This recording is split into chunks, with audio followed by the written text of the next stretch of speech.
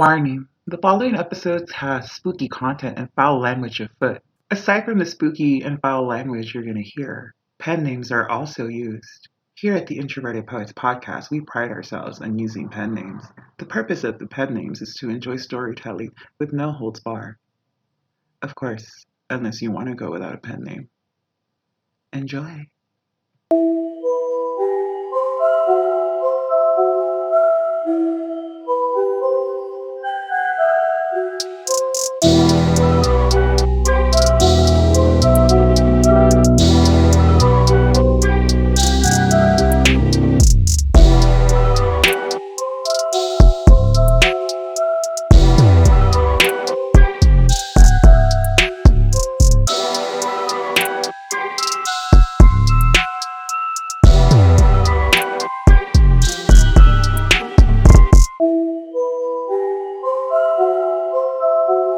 Hello, everybody, and welcome back to the Introverted Poets podcast, a spooky, scary, spectacular, volume 4, episode 2.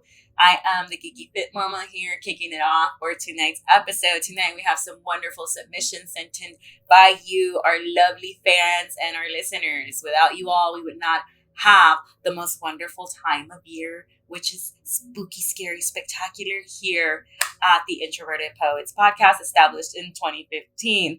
Now, for those of you that are new around here or are just tuning in and you're wondering why is it considered the most wonderful time of year? Well, that is because Spooky, Scary, Spectacular starts on Black Friday, right smack down in the middle of the holiday season. Being that it is right smack down in the middle of the holiday season, as we mentioned on previous seasons, we love the holiday season and we love Christmas. We just don't like the jingle songs that come along. Except for All I Want for Christmas, because that's a bop and we love Mariah Carey here.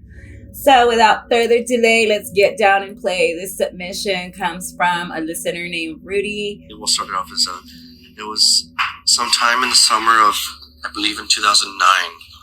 I had just gotten back from work, and at the time, I was working at the HEB at the one that's on San Diego, basically the one with the circus tent.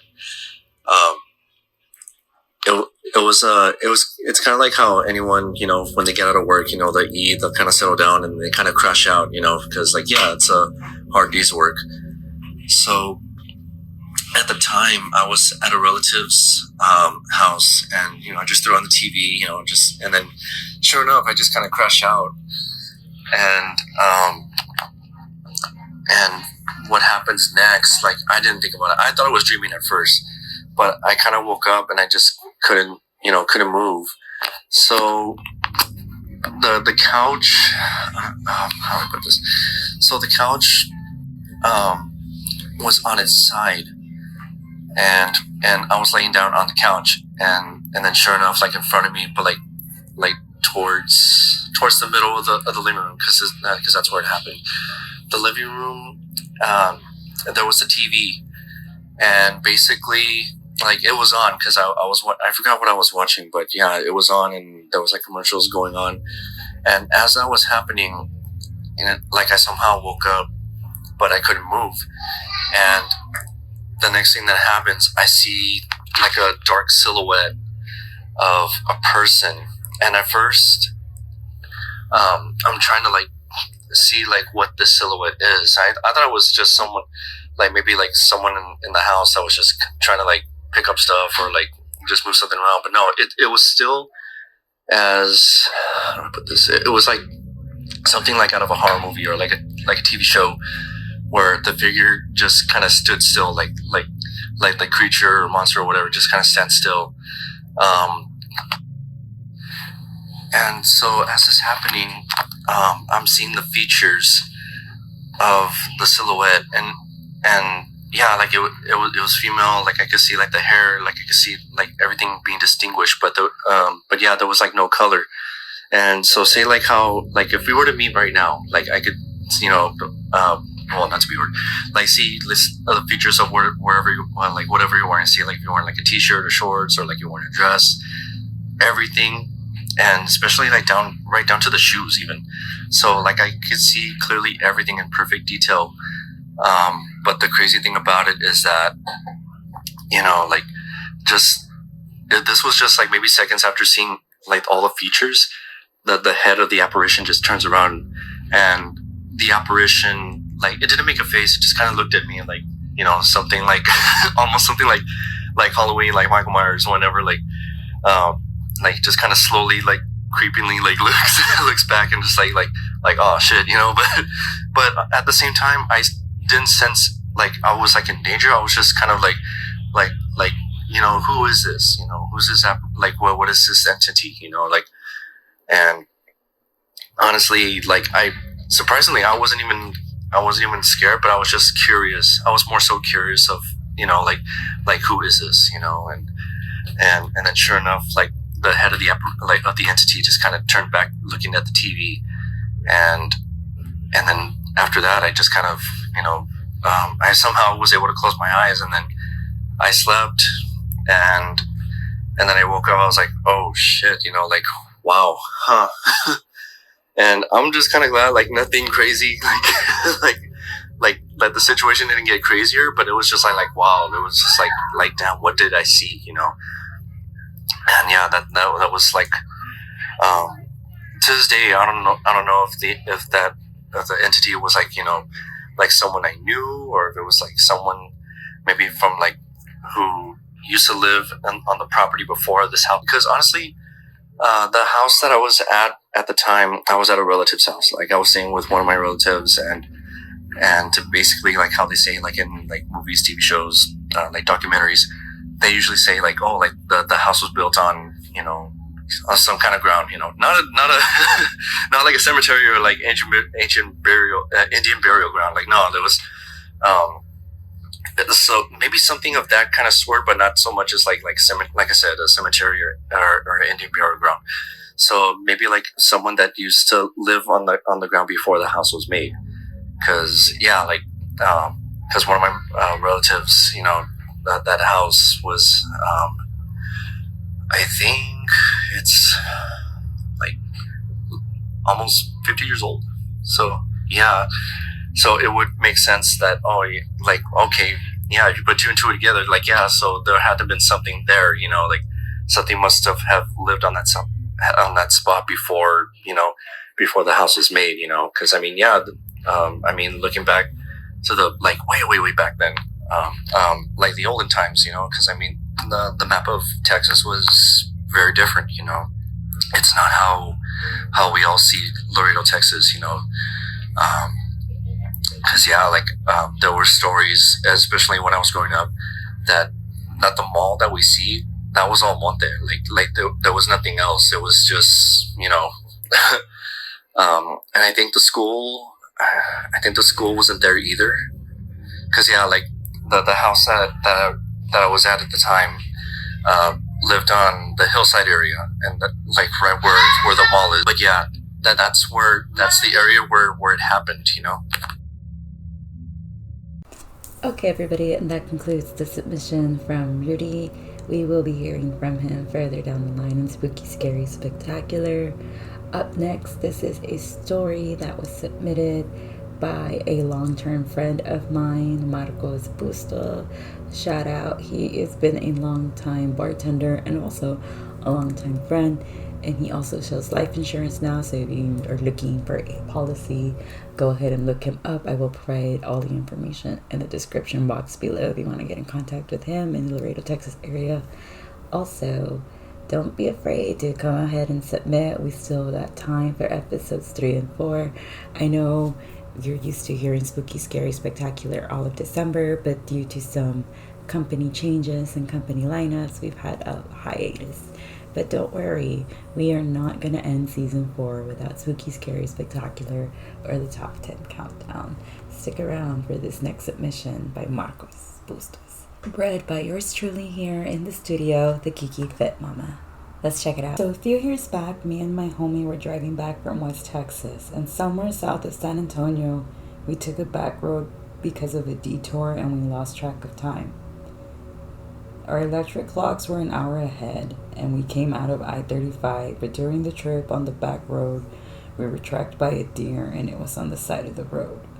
And it started moving towards our car, which was weird. It was winter, so we didn't think much of it. While on the same road, we were passed up by an ambulance, but it was black, which was weird because most ambulances are white, but this one was black in color, and it disappeared as soon as we followed it and caught up with it. The side of the road suddenly was nothing there. It was just brush and nothing. Then it became 30 degrees colder. I don't know what happened. There was no homes near that road, near the side, or anywhere near that any area.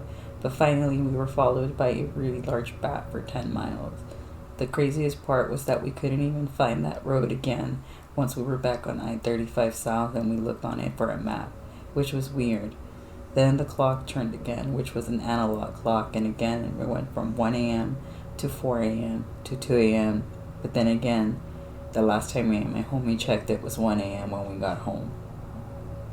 By the way, we were on our way home to Laredo, and there was only 2 of us.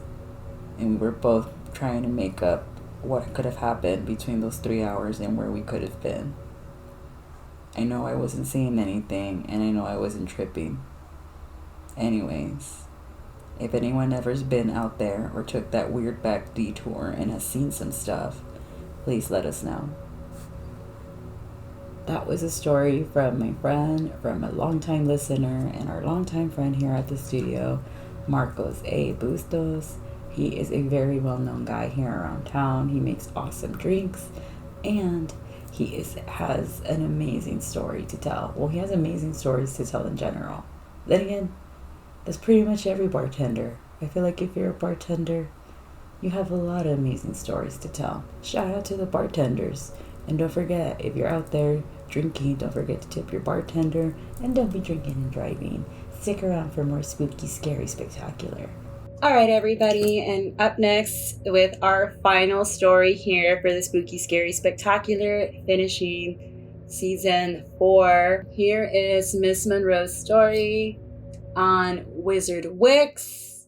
Check it out. Hello, it is I, Miss Monroe, with a spooky, scary, spectacular story for you. I'm going to share my paranormal experience from working at Wizard Wicks, which is a pizza place. So it's just a fairly short story. I hope you guys enjoy. So I worked at Wizard Wicks for a short period of time. And, one day I was prepping with one of my friends. And, I had heard that there was some ghost stories revolving around this restaurant. And so I guess when I started working there, I experienced a little bit of that myself. One day I believe we were washing dishes, and I made a joke laughing around about, because I had heard paranormal experiences about the restaurant. So I made a joke about it saying, oh yeah, is the ghost here? And it turned out that right when I said that, a pizza pan fell right off the pizza rack, and it was just really odd and suspicious. It was kind of funny too, because I told my friend, I was like, oh my god, that's such a confirmation. Another experience I had while I was working there was that I was in the back making the wings, and the pizza tongs were hanging on the line. Everybody was in back room, so there was nobody really in the front, nowhere near the pizza oven. And all of a sudden, the tongs fell off. No one was standing anywhere near there, and someone came from the back and was like, hey, did you see that? I was like, yeah, I totally saw that. So those are just a few experience I had there. But I'm sure there's a lot more stories that people might be able to submit regarding their situations or experiences at this restaurant. That was Miss Monroe's story and her experiences at Wizard Wicks. Actually, fun fact about Wizard Wicks, you can read on Wizard Wicks's paranormal encounters on Chris James's Paranormal Laredo. It's a book. You can Google it, maybe buy it off Amazon. I bought it at a bookstore that used to exist here called the Phoenix Bookstore. It was run by Margie Govea, but now it's no longer a thing. I wish there was more bookstores like that. Shout out to Margie for being a longtime fan, a longtime friend. She works for LPD. Stay safe out there on the shift. And shout out to anyone and everyone who's ever contributed to the Introverted Poets podcast, whether it be when we were on SoundCloud or here for the YouTube platform, audio platform, whichever way you submitted and contributed to the podcast, whether it be for spooky, scary, and not so happy, or just the regular scheduled programming, whether wrestler, poet, writer, singer, fashion designer, model, entertainer. Thank you so much. With this concludes the last episode of the Introverted Poets Podcast Season 4. It has been a blast. This is the Geeky Fit Mama, wishing you all a Merry Christmas, a happy non-denominational holiday, a Happy New Year, and we'll see you whenever we see you. Stay safe out there.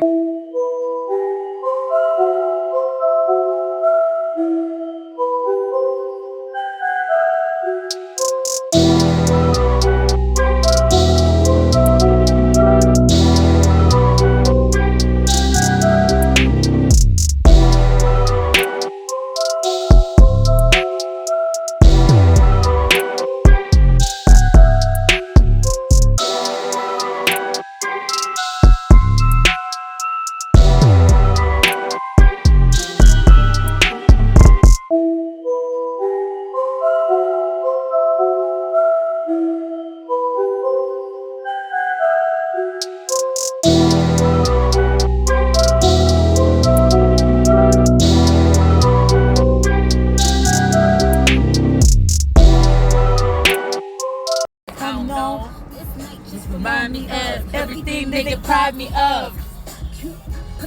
Put your drinks up. It's a celebration every time we link up. We done did everything they could think of. Greatness is what we on the brink of. That I could have this moment for life. For life. For life.